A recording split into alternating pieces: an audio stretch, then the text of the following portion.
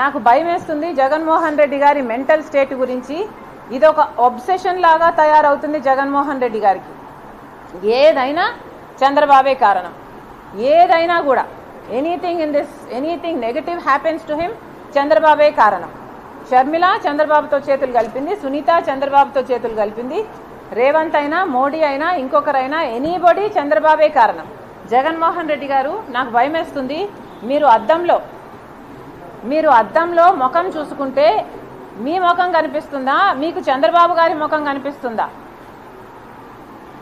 ఒకసారి పరిశీలన చేసుకోండి. మీకు ఎందుకు ఇంత చంద్రబాబు గారి పిచ్చి పట్టిందో జనాలకు సమాధానం అవసరం. ఎందుకంటే అర్థం కావటం లేదు. సునీత ఇంత గట్టిగా ఈరోజు న్యాయం కోసం కొట్లాడుతుంటే మీరు చెప్పాల్సిన సమాధానాలు ఈ రోజు వరకు చెప్పటం లేదు. చెప్పకపోగా చంద్రబాబుతో మేము చేతులు కలిపామని చెప్తున్నారే, మీరెందుకు మీ గురించి సమాధానం చెప్పటం లేదు? సాక్షి టీవీలో, సాక్షి ఛానల్లో హార్ట్ అటాక్ అని ఎందుకు రాశారు? ఇల్లంతా రక్తమైతే, గొడ్డలి వేట్లకు బలైతే, ఆయన తలలోని ఎంకలు బయటకు వస్తే, ఆయన మెదడు బయటకు వస్తే, మరి సాక్షి టీవీలో హార్ట్ అటాక్ అని ఎందుకు చెప్పారు? దానికి సమాధానం చెప్పండి. చంద్రబాబు గారు ముఖ్యమంత్రిగా ఉన్నప్పుడు సిబిఐ ఎంక్వైరీ అడిగిన మీరు వివేకానంద రెడ్డి గారి హత్య కేసులో ఆ తర్వాత సిబిఐ ఎంక్వైరీ ఎందుకు వద్దన్నారో దానికి సమాధానం చెప్పండి. అమాయకంగా నిలబడి చూస్తున్నాడు ఆధారాలు తుడిపేస్తుంటే అని మేనమామ గారే చెప్తున్నారే, మరి దానికి ఏం సమాధానం చెప్తారో చెప్పండి. ఇవన్నీ మీ హస్తం లేకపోతే, అవినాష్ రెడ్డి హస్తం లేకపోతే ఎందుకు దాచిపెట్టుకోవాలనుకుంటున్నారు? ఎందుకు సమాధానం చెప్పటం లేదు? 5 సంవత్సరాలు అవినాష్ రెడ్డిని ఎందుకు కాపాడారు? మళ్ళీ అదే అవినాష్ రెడ్డికి అక్యూజ్డ్గా ఉన్న ఇన్కంబెంట్ ఎంపీకి మీరు ఎందుకు టికెట్ ఇస్తున్నారు? మీకు చంద్రబాబు గారు పిచ్చి పట్టిందేమో అని నాకు అనుమానంగా ఉంది. ఒకసారి అద్దం పంపిస్తున్నాను మీకు. దయచేసి అద్దంలో ముఖం చూసుకొని మీకు మీరు కనిపిస్తున్నారా లేక చంద్రబాబు గారు కనిపిస్తున్నారో ఒకసారి టెస్ట్ చేసుకోవాలి. ఇది పక్కన పెడితే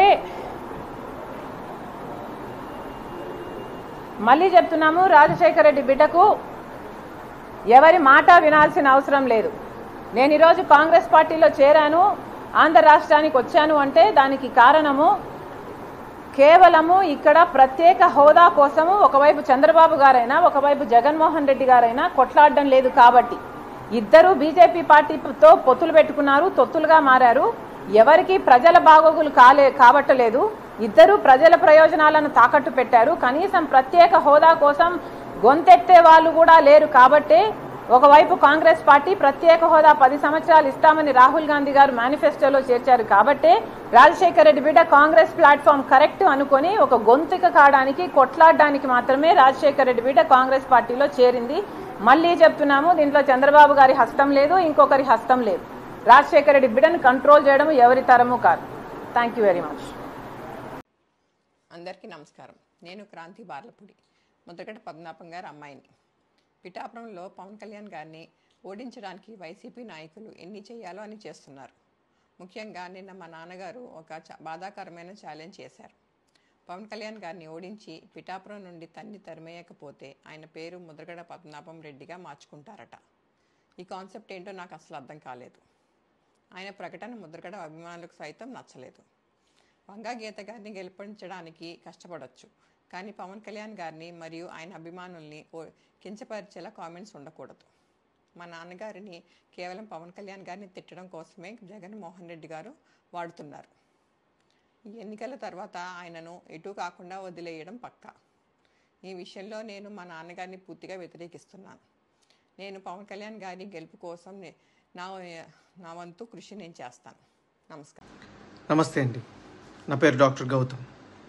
నేను ఇప్పుడు సిట్టింగ్ ఎమ్మెల్యే అండ్ మినిస్టర్ అయిన అంబటి రాంబాబు నుండి. అది నా దురదృష్టం, ఎవరు ఏం చేయలేరు.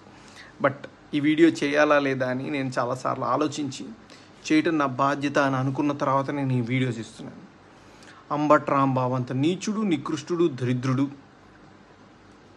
శవాల మీద పేలాలు ఏరుకునే రకాన్ని నేను నా జీవితంలో చూడలేదు. రోజు పొద్దున్నే దండం పెట్టుకునేటప్పుడు ఇంతటి నీచుడిని ఇంకొకసారి నా లైఫ్లో ఇంట్రడ్యూస్ చేయకు స్వామి అని ఎప్పుడు కోరుకుంటూ దండం పెట్టుకుంటుంటా. అంత భయంకరమైన వ్యక్తి. ఎందుకు ఇప్పుడు చెప్తున్నానంటే తన పోటీ చేయబోయే పోస్ట్ అలాంటిది. ఏ పోస్ట్కి అయితే మంచితనం, మానవతా విలువలు, కనీసం బాధ్యత ఉండాలో వీటిల్లో అందరికీ 100% అందరికీ అన్నీ ఉండక్కర్లేదు. 0.001% కూడా లేని వ్యక్తి అంబటి రాంబాబు. ఇలాంటి వ్యక్తికి ఓటేసేటప్పుడు మనకు తెలియకుండానే కొన్నిటిని మనం ప్రోత్సహిస్తున్నట్టు. ఎలాంటి వాటిని? ఎవరైతే నిస్సిగ్గుగా ఎంత పెద్ద గొంతేసుకొని ఎంత పెద్ద అబద్ధాన్ని అరిచినా సరే దాన్ని నిజం చేయొచ్చు అన్న కాన్ఫిడెన్స్తో బతుకుతారో సమాజంలో, అలాంటి వాళ్ళకి ఓటేస్తున్నట్టు. ఎంత లేకి పని అయినా చేసి చాలా హుందాగా బతకచ్చు సమాజంలో అని అనుకునే వాళ్ళకి ఓటేస్తున్నట్టు. ఏదైనా చేసి సిగ్గు లేకుండా సిగ్గులేని తనాన్ని ప్రోత్సహించవచ్చు అని అనుకునే వాళ్ళకి మనం ఓటేస్తున్నట్టు. ఇలాంటి వాళ్ళకి ఓటేస్తే ఇవే సమాజం యొక్క తలరాతలాగా మారి రేపు సమాజం కూడా ఇలానే తయారవుతుంది. దీన్ని ప్రజలు గమనించి సరైన ఓటుతో సరైన బాధ్యతతో ఓటేసి సరిగ్గా నాయకుడిని ఎంచుకుంటారని ఆశిస్తూ నమస్తే.